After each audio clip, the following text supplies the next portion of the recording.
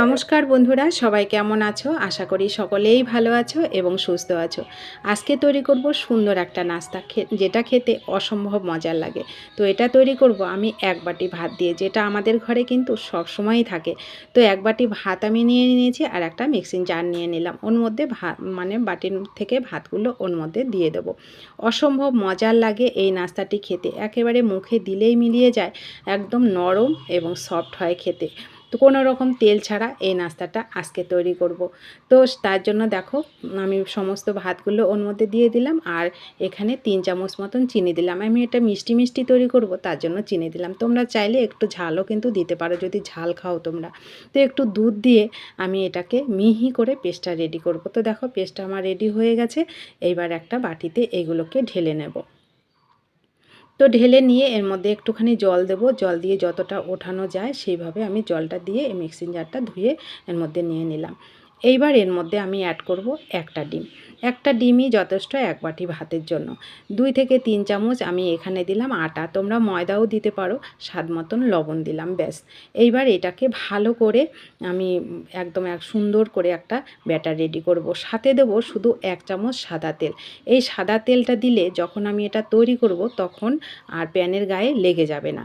তো যেহেতু আমি এটা তৈরি করার সময় তেল ছাড়া তৈরি করব, যার জন্য এই তেলটা আমি এখানে দিয়ে দিলাম। তেলটা দিয়ে 2 মিনিট মতন আমি এটাকে ভালো করে ফেটিয়ে নেব। ফেটানোটা আমার হয়ে গেল। এইবার দেখো আমি ব্যাটারটা কীরকম তৈরি করেছি আমি ভালো করে দেখিয়ে দিচ্ছি। এই ব্যাটারটা হবে নর্মালি যেরকম আমরা পাটিসাপটা পিঠা তৈরি করি ঠিক সেই রকম ব্যাটারটা কিন্তু মিডিয়াম ফিটনেসে তৈরি করতে হবে। একদম ঘনত্বের হবে না, আবার একদম খুব পাতলাও হবে না কিন্তু ব্যাটারটা। তো ব্যাটারটা আমার রেডি হয়ে গেল। এইবার আমি এইগুলোকে তৈরি করে নেব। প্রথমে হাই হিটে আমি তাওয়াটাকে ভালো করে গরম করে নিয়েছি আর তারপরে মুছে নিয়েছি। কোনো রকম তেল কিন্তু দিইনি। তো দেখো, প্রথমে একটা ছোট দিয়ে দিলাম। দেখো কত সুন্দর ছিদ্রযুক্ত খাবারটা আমার রেডি হয়ে গেল। অসম্ভব মজার লাগে বন্ধুরা এইভাবে নাস্তাটা তৈরি করে নিলে। একদম নরম হয় এবং সফট হয়। এখানে ঝাল তোমরা যদি খেতে চাও ঝালটাও দিয়ে খেতে পারো, তাও কিন্তু ভালো লাগে। তো আমি মিষ্টি মিষ্টি যেহেতু তৈরি করব, আমি যার জন্য এটাকে দুধ আর মিষ্টি দিয়েই তৈরি করলাম। তো দেখো, প্রত্যেকটা নাস্তাই কিন্তু একদম হাজার ছিদ্রযুক্ত হয়। এই নাস্তা ভালো লাগবে না কিংবা খেতে ভালো লাগে না এরকম কেউ বলবে না খেয়ে এটা। তো অবশ্যই তোমরা বাড়িতে তৈরি করে খেয়ে দেখবে কতটা মজাদার আর কতটা সুস্বাদু হয় এই নাস্তাটা। তেল ছাড়া নাস্তা, যেহেতু আমি কোনো রকম তেল এখানে ব্যবহার করছি না, যেহেতু এতটা গরম, এই গরমের জন্য তেল ছাড়া নাস্তাটাই কিন্তু এখন খাওয়াটা খুবই স্বাস্থ্যের জন্য উপকারী।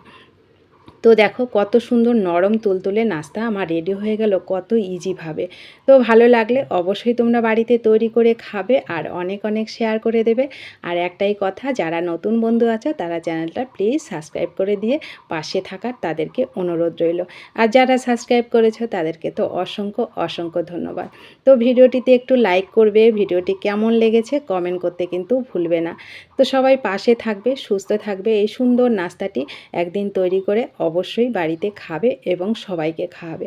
দেখা হচ্ছে তোমাদের সঙ্গে নতুন কোনো রেসিপিতে। ততক্ষণ তোমরা সবাই ভালো থেকো, সুস্থ থেকো।